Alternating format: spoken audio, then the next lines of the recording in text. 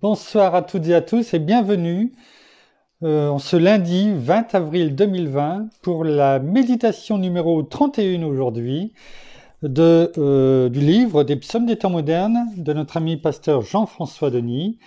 Eh bien, nous allons sans plus tarder commencer et nous allons découvrir ensemble le titre de ce psaume aujourd'hui, de ce poème. Du royaume où j'étais au royaume de celui qui, au prix de sa vie, me racheta. Merci Seigneur.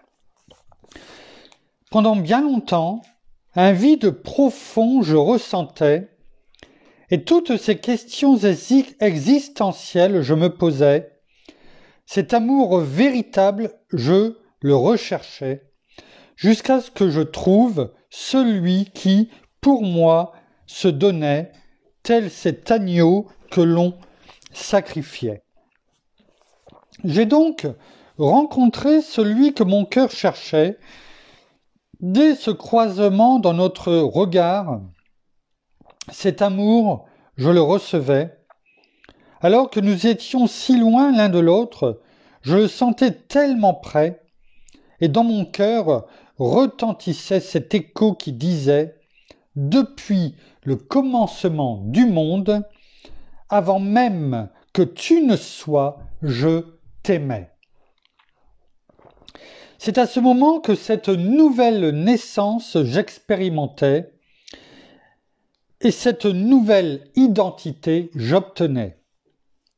Car par son sang précieux à la croix, il me rachetait du royaume de ce monde dans lequel j'étais, pour me conduire dans son royaume, là où pour l'éternité je le servirai. Toute cette honte du passé qui m'envahissait, sous un poids de culpabilité qui me condamnait, pour la première fois disparaissait alors que je l'expérimentais. Son souffle de vie qui me restaurait, car jour et nuit dans mon cœur, son esprit en moi travaillait. Maintenant, je sais, c'est ce Jésus qui me sauvait alors qu'à lui je criais, et que des cieux mon cri il entendait. Je suis né de nouveau, ressuscité en celui que mon cœur espérait, passant d'une mort certaine à une vie palpitante, je le reconnais. Merci Seigneur pour ton œuvre en nous. Merci pour tous ces bienfaits. Amen. Amen et Amen. Merci Père, merci Seigneur, merci bien-aimé Saint-Esprit. Conduis encore toute cette méditation, car ce n'est vraiment que par toi que nous pouvons et que nous voulons être enseignés encore ce soir. Merci, merci. Alors là encore, nous allons voir ce que la parole veut nous apprendre ce soir, et Pasteur Jean-François nous a laissé une référence qui se trouve dans Colossiens 1, versets 12 à 14. Alors nous allons le prendre maintenant et voir ce que la parole nous révèle. Colossiens 1, versets 12 à 14. Colossiens 1, versets 12 à 14. Donc vous avez Éphésiens que vous connaissez bien, Philippiens, et ensuite vous avez Colossiens. Donc prenons l'épître aux Colossiens, donc chapitre 1, versets 12 à 14.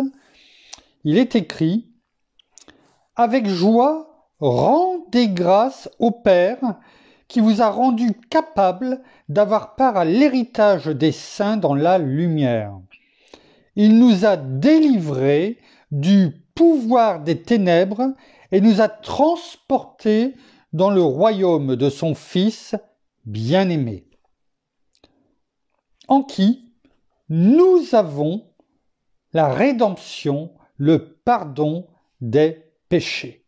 Merci Seigneur.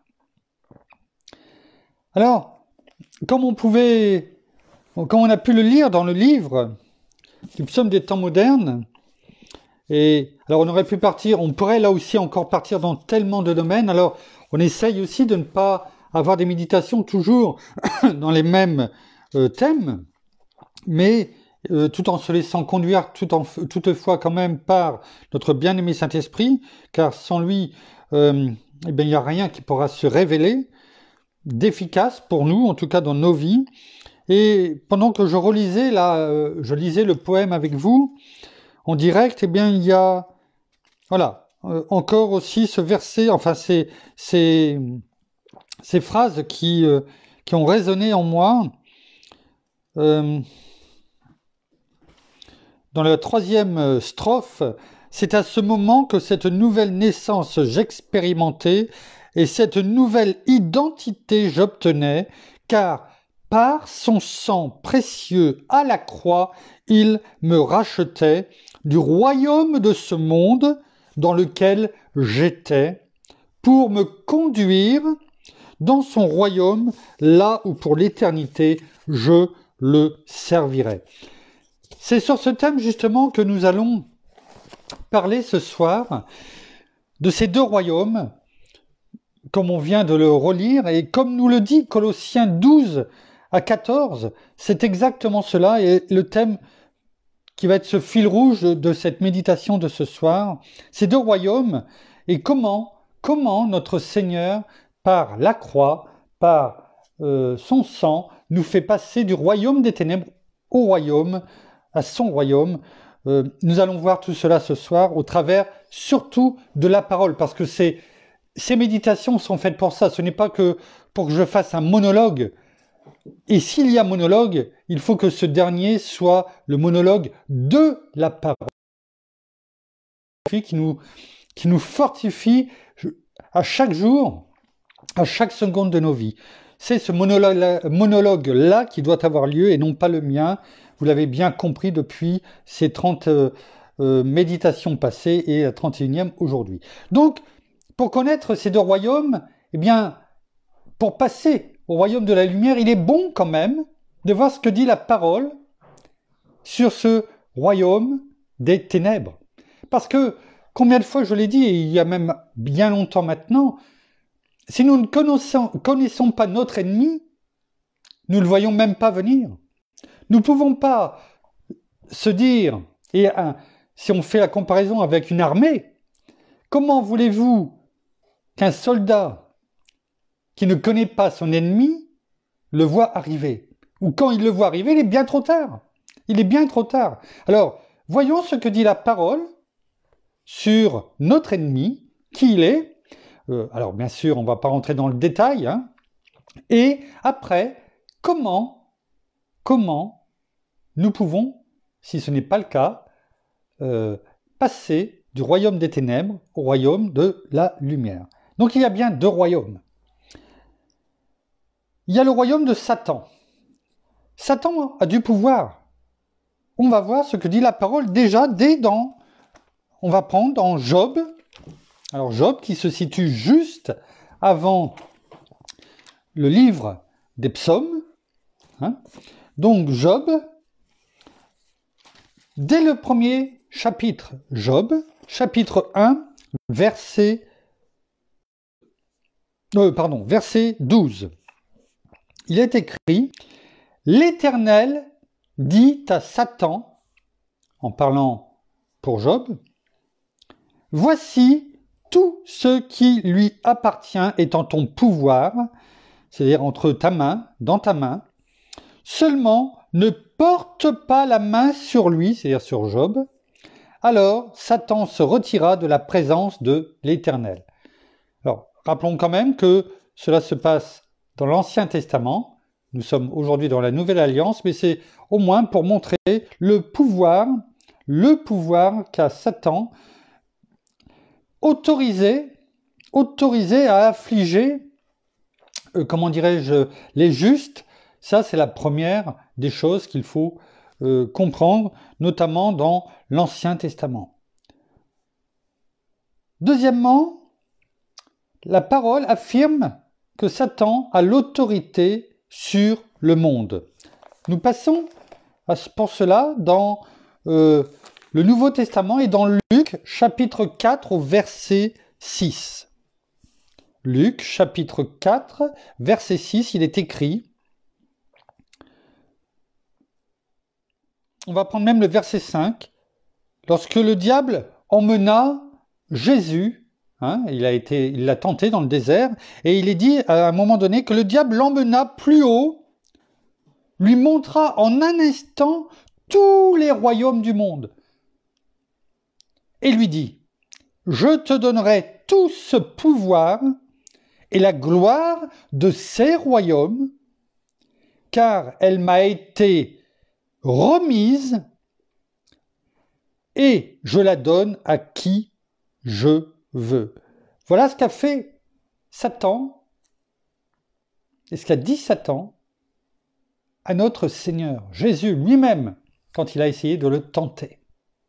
Voilà ce qu'il lui a dit. Il lui montra en un instant tous les royaumes du monde, et il lui dit, je te donnerai tout ce pouvoir et la gloire de ces royaumes, car elle m'a été remise. Remise, notamment par la chute du premier Adam.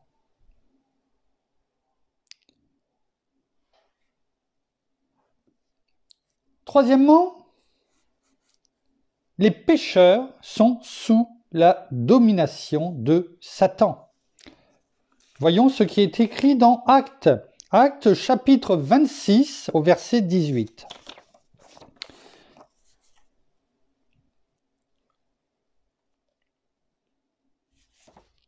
On va prendre même au verset 17 pour faire la liaison entre les deux, autrement on pourrait avoir du mal à comprendre.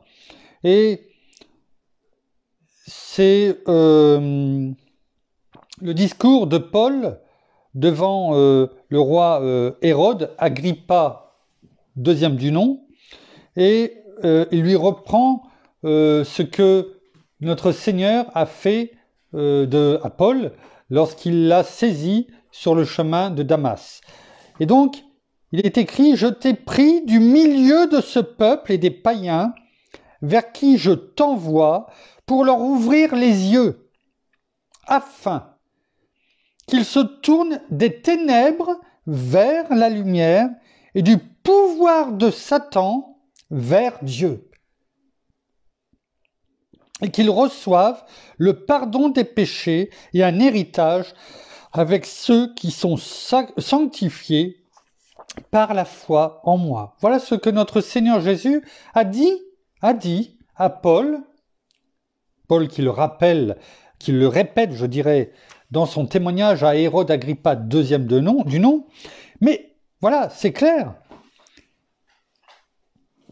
Afin qu'il se tourne des ténèbres vers la lumière, donc ça montre bien les deux royaumes, et du pouvoir de Satan vers Dieu. C'est clair, là. Et c'est Jésus qui parle. Il répète les paroles, Paul répète à Hérode Agrippa II les propres paroles de Jésus. Ça montre que les pécheurs sont au pouvoir, sont sous la domination de Satan. Faut pas jouer.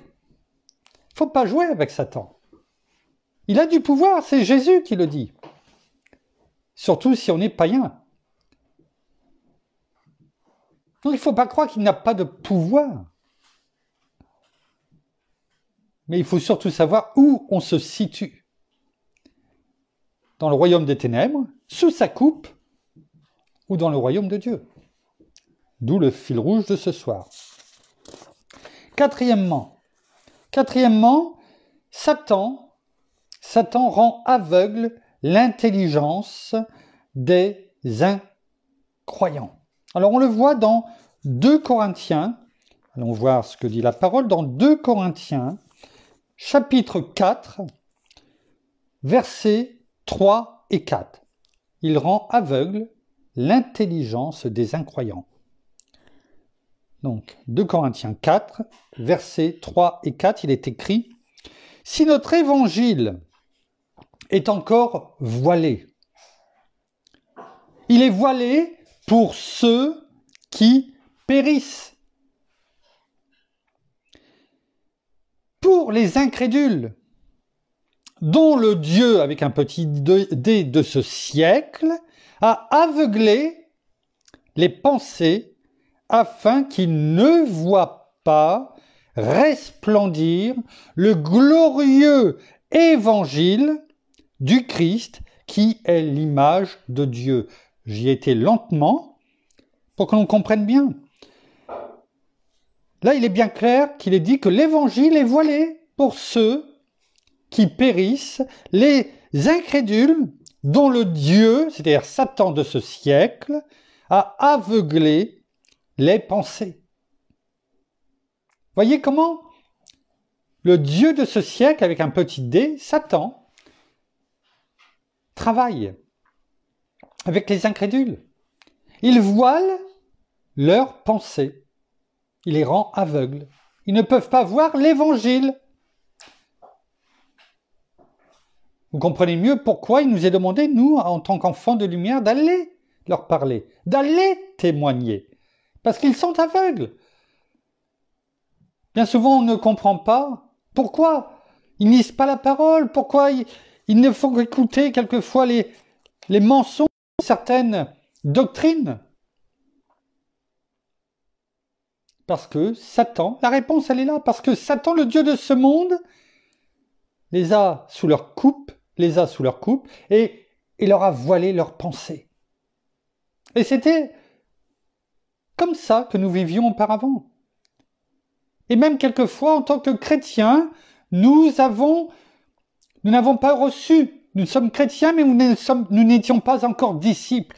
Et nous n'avions pas encore tous ces voiles qui étaient enlevés. Et petit à petit, par la révélation des péchés que notre bien-aimé Saint-Esprit nous convainc, eh bien, nous venons devant notre Seigneur, nous demandons pardon et les voiles sont petit à petit retirées afin que nous voyions vraiment l'évangile tout entier et que nous comprenions et surtout que nous soyons délivrés. Nous aurions pu partir sur le thème de la délivrance par rapport au verset que nous avait laissé pasteur Jean-François, Colossiens 2, 12 à 14, 1, 12, 14, mais nous avons pris un autre chemin parce qu'il fallait connaître d'où nous étions et comment il travaillait. Pour pas quelquefois toujours dire « Ouais, mais tu comprends rien ». Il ne comprend rien parce qu'il y a ce voile, cette main qui est sur eux, afin que nous comprenions comment ils vivent aujourd'hui et comment nous vivions auparavant, avant d'être délivrés. Cinquièmement, Satan lutte avec les saints. Alors, ce n'est pas les saints. On va le voir dans Éphésiens, que vous connaissez parfaitement, 6 au verset 12. Ce n'est pas les saints que les catholiques prônent, hein, les 365 et plus qui existent, hein, pour chaque maladie, pour chaque... pour chaque métier, pour chaque confrérie, enfin qu'importe.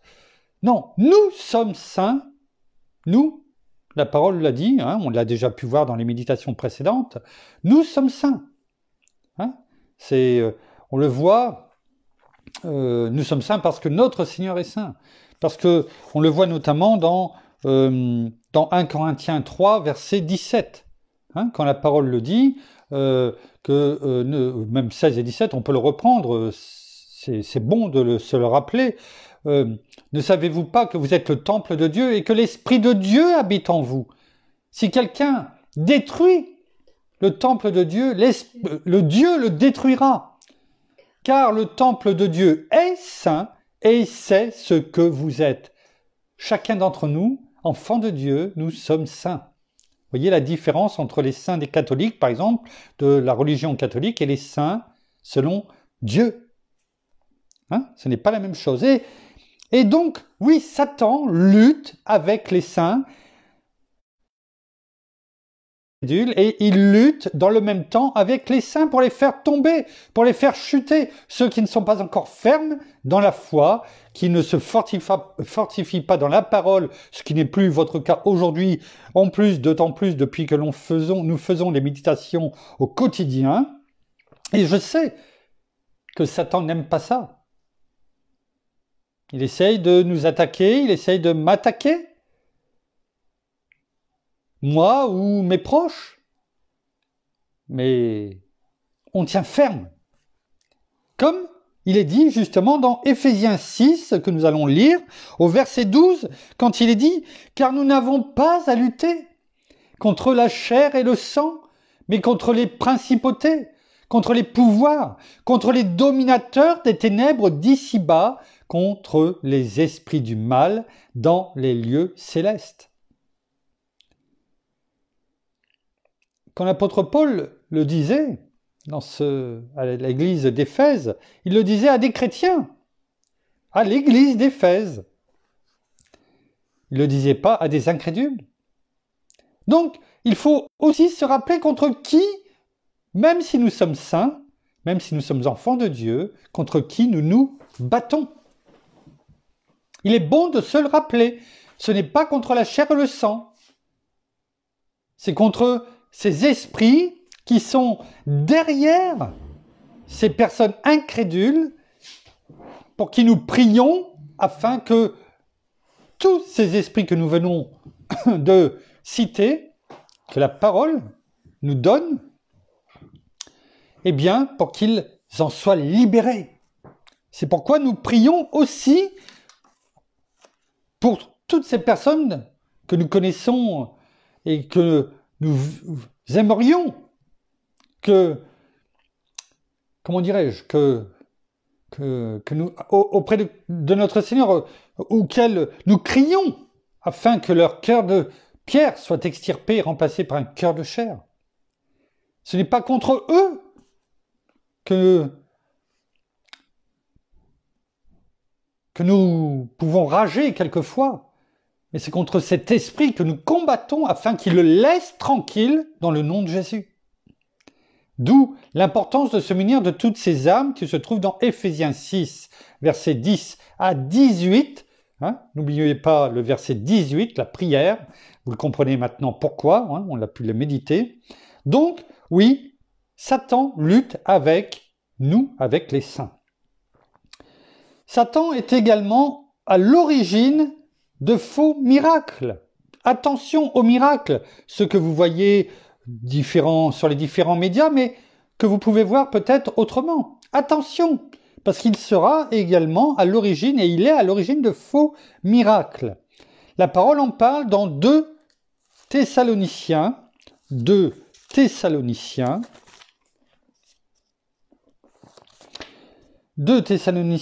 chapitre 2, versets 9 à 10.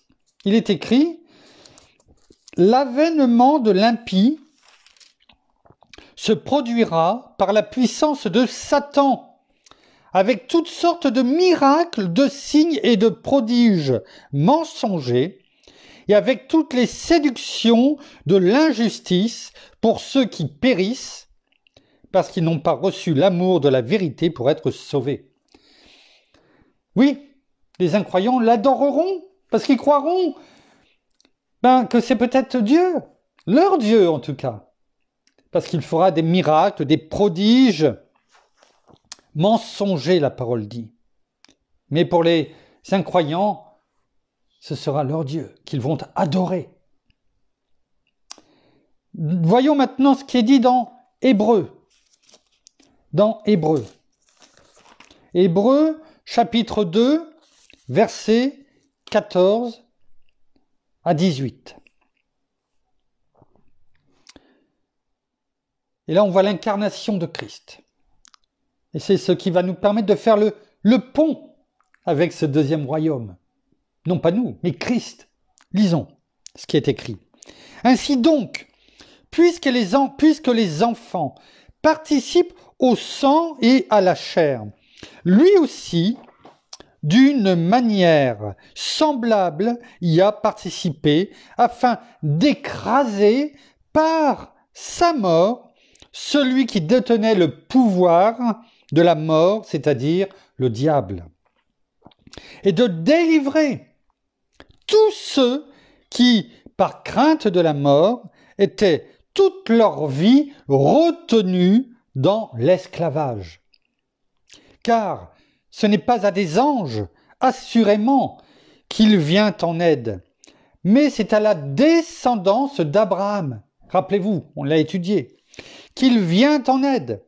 Aussi devrait-il devenir en tout semblable à ses frères, aussi devait-il devenir en tout semblable à ses frères, afin d'être un souverain sacrificateur. On en a parlé, rappelez-vous ce que fait le souverain sacrificateur, miséricordieux et fidèle dans le service de Dieu, pour faire, et là on a le rappel de ce que fait le souverain sacrificateur, pour faire l'expiation des péchés du peuple, car du fait qu'il a souffert lui-même quand il fut tenté, on l'a vu tout à l'heure, il peut secourir ceux qui sont tentés. Alors, rappelez-vous ce que faisait dans l'Ancien Testament le souverain sacrificateur.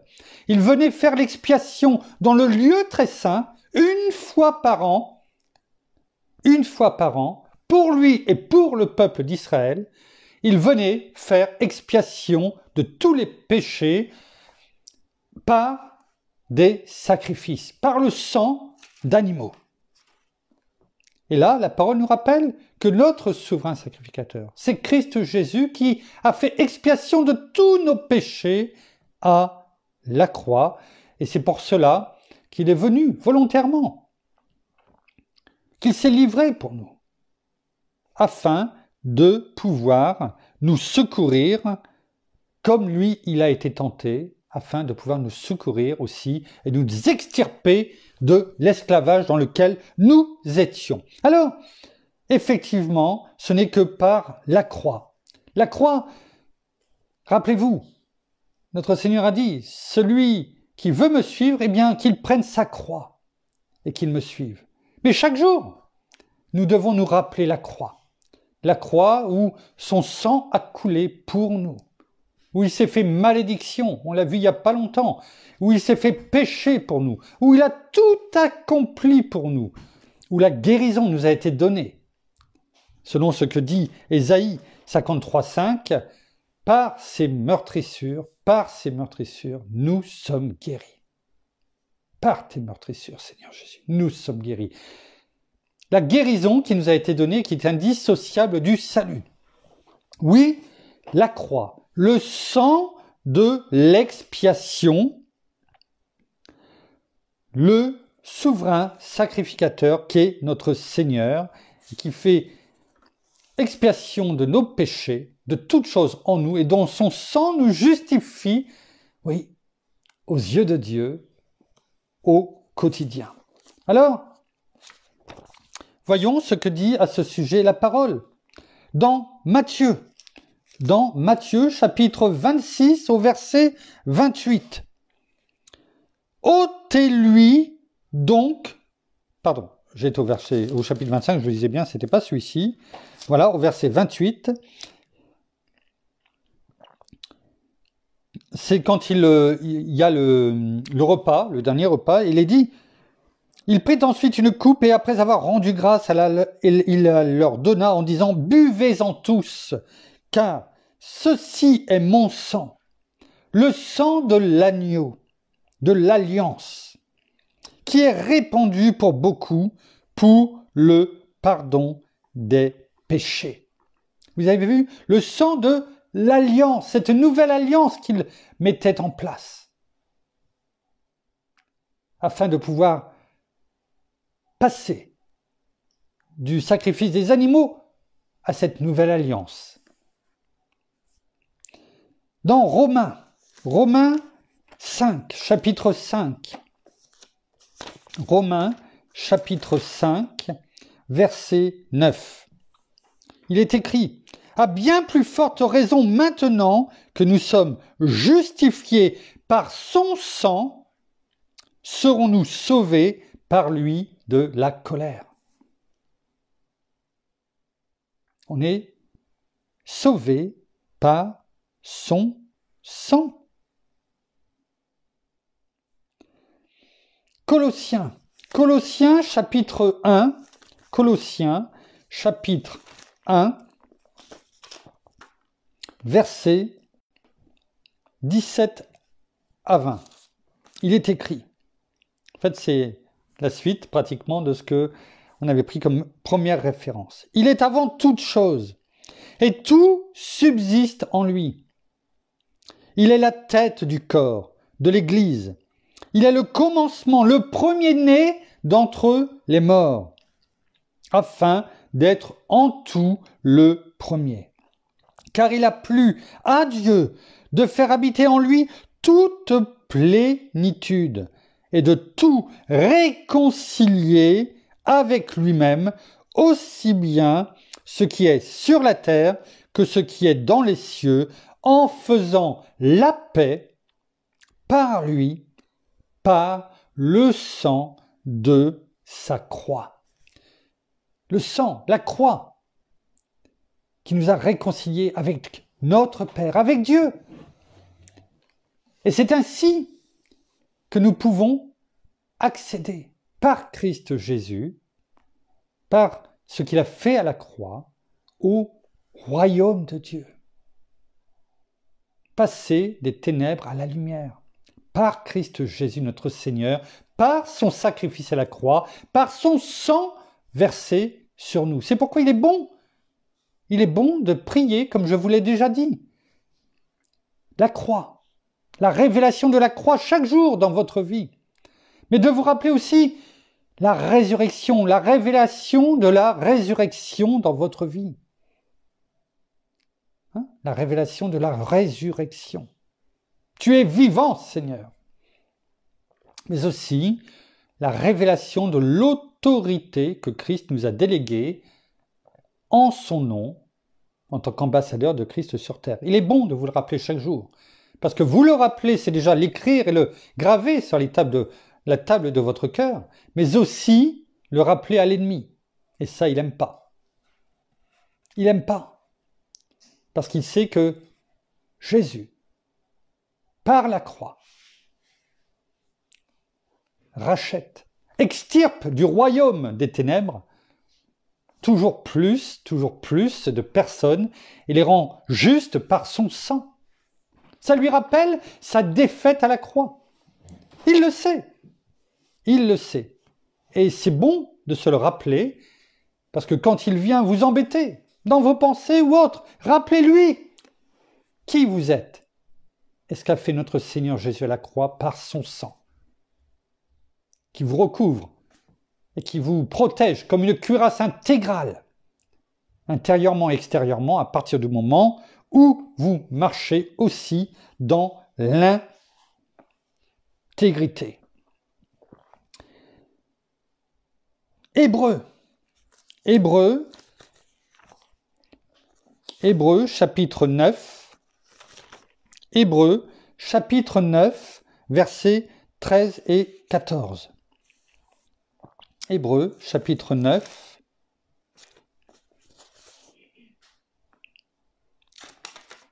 excusez-moi, alors Hébreux chapitre 9, versets 13 et 14. Car si le sang des boucs et des taureaux, donc, et la cendre, rappelez-vous, le sang des boucs, des taureaux et la cendre, rappelez-vous, le tabernacle, ce qui se faisait, notamment, et aussi dans le temple, dans l'Ancien Testament, d'une génisse qu'on répand sur ceux qui sont souillés, les sanctifie de manière à purifier la chair, combien plus le sang du Christ, qui par l'Esprit éternel s'est offert lui-même sans tache à Dieu, purifiera-t-il notre conscience des œuvres mortes pour que nous servions le Dieu vivant. La parole nous rappelle ce que l'on vient de dire.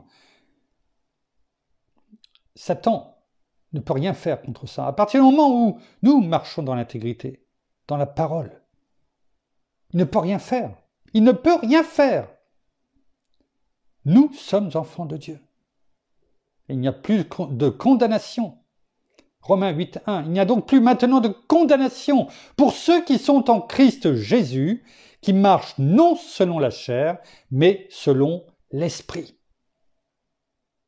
Marchons selon l'Esprit, sur des chemins en toute intégrité. Et le sang de Jésus, qui fait expiation pour nous au quotidien, nous garde. Nous garde. 1 Pierre,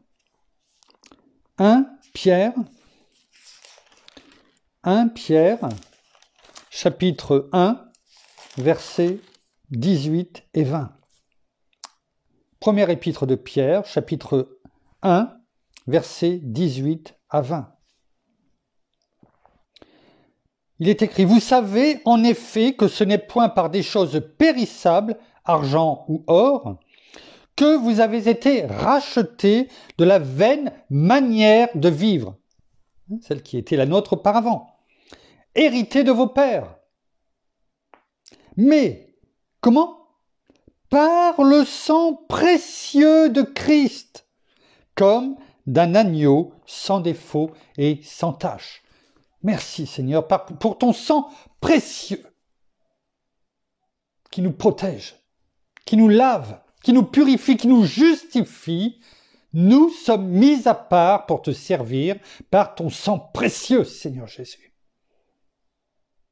Merci. Voyons maintenant 1 Jean, première épître de Jean, chapitre 1, au verset 7. Mais si nous marchons dans la lumière, sur le bon chemin qui est Christ notre Seigneur Jésus, rappelez-vous, quand on sortait de la grotte, on choisissait, on recevait Christ notre Seigneur. Nous naissions de nouveau, comme on a pu le lire tout à l'heure, dans le psaume 31, des temps modernes. Donc, mais si nous marchons dans la lumière, comme il est lui-même dans la lumière, nous sommes en communion les uns avec les autres. Et le sang de Jésus, son Fils, nous purifie de tout péché, comme on venait de le dire auparavant. Merci, bien-aimé Saint-Esprit. Voyons maintenant dans le livre des révélations, de la révélation. Le livre de la révélation. Apocalypse. Premier mot.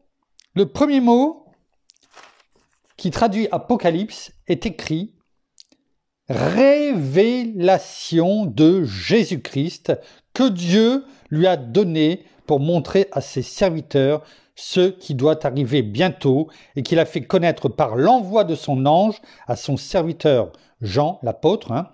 Celui-ci a comme témoin annoncé la parole de Dieu et le témoignage de Jésus-Christ, tout ce qu'il a vu. » Et au verset 3, on avait pu en parler, une béatitude. C'est pourquoi je vous le lis, ce n'était pas prévu, mais je vous le lis. C'est important pour lire les 3 versets qui suivront pour terminer. « Heureux celui qui lit et ceux qui écoutent les paroles de la prophétie et gardent ce qui s'y trouve écrit, car le temps est proche. » Les 3 derniers versets pour conclure, que nous allons lire dans l'Apocalypse pour montrer ce que notre Seigneur a fait, pour nous faire passer des ténèbres à la lumière, nous, chacun de nous. Eh bien, il est dit dans verset 3, « Heureux celui qui lit et ceux qui écoutent, alors écoutez, les paroles de la prophétie et gardez-les. » C'est la parole qui le dit. Garde ce qui s'y trouve écrit. Non seulement nous sommes heureux de les lire, mais il faut les écouter, pas simplement les entendre. Rappelez-vous, je vous l'ai déjà dit il y a plusieurs mois. Pas simplement entendre. Entendre, c'est une chose, mais surtout les écouter et de les garder. Il ne suffit pas de lire, il faut écouter c'est-à-dire mettre en pratique aussi, c'est ça que ça veut dire, qu'il y ait une action, et de les garder. Voilà les 3 choses que nous disent en introduction le livre de l'Apocalypse, le livre de la Révélation. Le message est fort. Le dernier chapitre, le livre de l'Apocalypse, nous dit « Lisez, écoutez, gardez, et vous serez heureux. » Il est dit dans Apocalypse, donc 1, verset 5, Apocalypse 1, versets 5 et 6.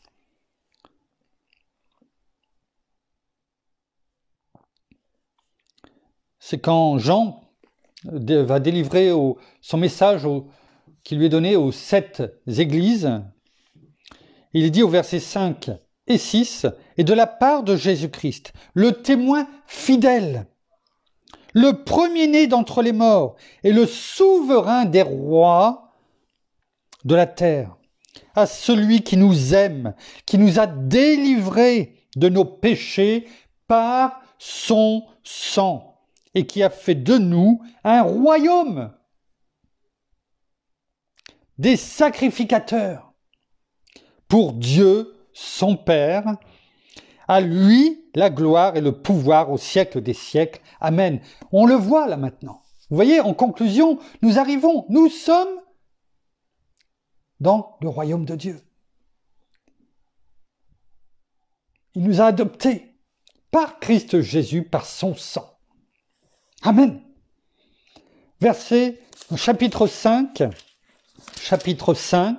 versets 9 et 10.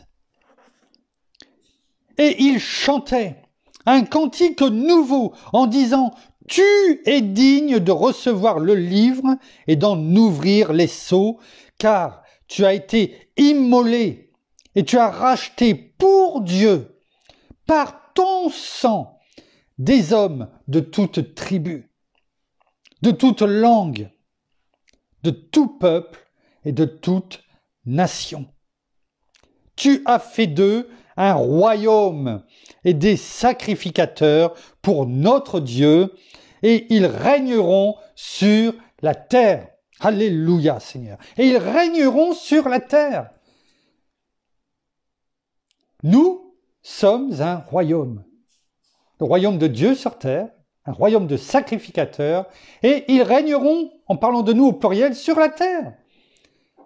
Parce que notre Seigneur a fait de nous ses ambassadeurs. En son nom, il nous a donné tout pouvoir pour combattre le royaume des ténèbres, le royaume de Satan, afin de jeter des coups de pied dans la fourmilière et pour se trouver devant les portes de l'enfer, nous tenir debout pour en détourner le trafic vers le royaume de Dieu, vers Christ Jésus, vers la croix, afin que par le sang de notre Seigneur Jésus, par ce qu'il a accompli à la croix, une multitude de personnes soient guéries, soient sauvées. Gloire à toi, Seigneur. Gloire à toi, Père. Et pour terminer, dans Apocalypse, chapitre 12, Apocalypse, chapitre 12, versets 10 et 11, il est écrit « Alors, j'entendis dans le ciel une voix forte qui disait « Maintenant est arrivé le salut, ainsi que la puissance et le règne de notre Dieu et l'autorité de son Christ, car il a été précipité, l'accusateur de nos frères, celui qui les accusait devant notre Dieu jour et nuit. Ils l'ont vaincu, ils, au pluriel, nous, les enfants de Dieu, son peuple de sacrificateurs. Ils l'ont vaincu à cause du sang de l'agneau, pas parce qu'ils étaient plus forts, à cause du sang de l'agneau et à cause de la parole de leur témoignage, et ils n'ont pas aimé leur vie jusqu'à craindre la mort. 2 choses pour terminer, que l'on peut voir dans ce verset 11. Merci, bien-aimé Saint-Esprit. Ils l'ont vaincu à cause du sang de l'agneau. Merci, Seigneur. Et à cause de la parole de leur témoignage. Il ne suffit pas de dire merci Seigneur pour ton sacrifice à la croix, pour ton sang qui nous couvre. Oui, c'est un fait, c'est le cas, et il le fait, et il l'a bien fait.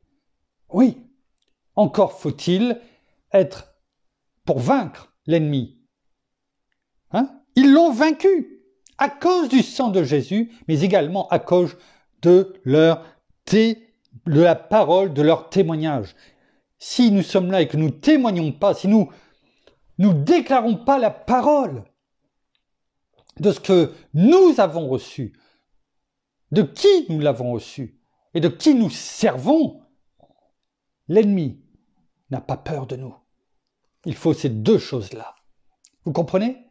Voilà ce que dit la parole. Merci, bien-aimé Saint-Esprit, de nous montrer encore ce soir ces choses. Et ainsi, nous pourrons dire, comme il a été écrit aussi dans le psaume 31 des temps modernes, maintenant je sais, c'est ce Jésus qui me sauvait alors qu'à lui je criais et que des cieux mon cri il entendait. Je suis né en celui que mon cœur espérait, passant d'une mort certaine à une vie palpitante. Oh, gloire à toi, je le reconnais. Merci Seigneur pour ton œuvre en nous. Merci pour tous tes bienfaits que tu nous as donnés et ceux à venir. Louons notre Père, louons notre Seigneur, louons notre bien-aimé Saint-Esprit encore ce soir. Merci pour cette méditation que tu nous as permis de donner encore. Nous terminons par la prière. Gloire à toi, gloire à toi. Oh Seigneur, merci encore pour ta présence en chacun d'entre nous. Merci parce que tu es là, au milieu de nous, que tu es vivant. Oui, tu es vivant.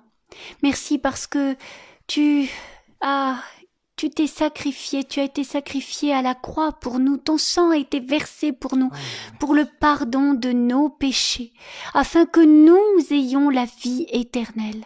Oui, alors venons à toi, crions de tout notre cœur, de toute notre voix, sachons laisser derrière tout ce qui était vain, tout ce qui était noirceur, tout ce qui était ténèbres, afin d'être ramenés à la vie et d'être vivants en toi. Oui, c'est en toi que nous sommes vivants. Tu nous as rachetés de notre vaine manière de vivre, de tout ce que nous vivions.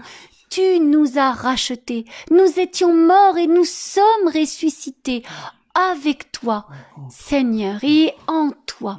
Oui, merci Père, parce que tu nous vois d'un regard nouveau, parce que c'est par ton Fils que nous sommes vivants, que nous avons été rachetés. Et nous sommes assis à ta droite, en Christ Jésus. Nous sommes tes enfants. Oui, nous avons été rachetés. Nous avons notre place. Nous savons qui nous sommes. Aujourd'hui, nous connaissons notre identité qui est tes enfants. Oui, nous sommes les saints. Alors, oui, levons-nous tous ensemble, demeurons fermes, tenons ferme avec la parole que tu nous as donnée, brandissons-la, donnons-la et donnons-la aux uns et aux autres, proclamons ta parole, donnons nos témoignages aux uns et aux autres en voyant ce que tu as fait pour nous. Oui, à la croix, pour nous, mais tu es vivant en chacun de nous et tous les jours de notre vie. Oui, à toi soit la gloire, Seigneur Jésus, aujourd'hui et demain et pour l'éternité. Toi, notre roi et notre majesté, à toi soit toute la gloire. Dans le nom de Jésus, Amen et Amen. Voilà, ainsi se termine cette méditation du jour. À toi toute la gloire, Père, dans le nom de Jésus. À toi toute la gloire, vraiment. Nous vous souhaitons une bonne soirée. Prenez soin de vous. Soyez sages, n'oublions pas. La bagarre continue, la lutte continue, le combat continue contre le mal. hein, qui se propage, hein, qui peut-être se ralentit, mais attention, tenons ferme, hein, comme on a pu encore le voir aujourd'hui. Nous vous souhaitons une bonne soirée, en tout cas, nous vous aimons, nous souhaitons, parce que je l'ai vu tout à l'heure et j'ai mis un petit mot pour Marie-Hélène et puis moi, encore un très bon anniversaire. Ah, vous êtes en train de vous demander à qui, je suis sûr, parce qu'il n'y a que moi qui l'ai vu pour l'instant. Alors, c'est la surprise. Alors, nous souhaitons un très bon anniversaire. Alors, elle ne nous entend pas, mais peut-être qu'on lui fera on lui fera passer le message pour l'ensemble de notre famille, en tout cas, à Chloé, la fille de pasteur Jean-François. Hein, nous lui souhaitons un bon anniversaire de la part de toutes et tous ici, de toute l'Église en tout cas. Hein, et nous vous donnons rendez-vous demain, mardi, 19h, au même endroit, donc et à la même heure. À demain, bonne soirée, bonne nuit, que Dieu vous bénisse et vous garde. Nous vous aimons. À demain. Au revoir.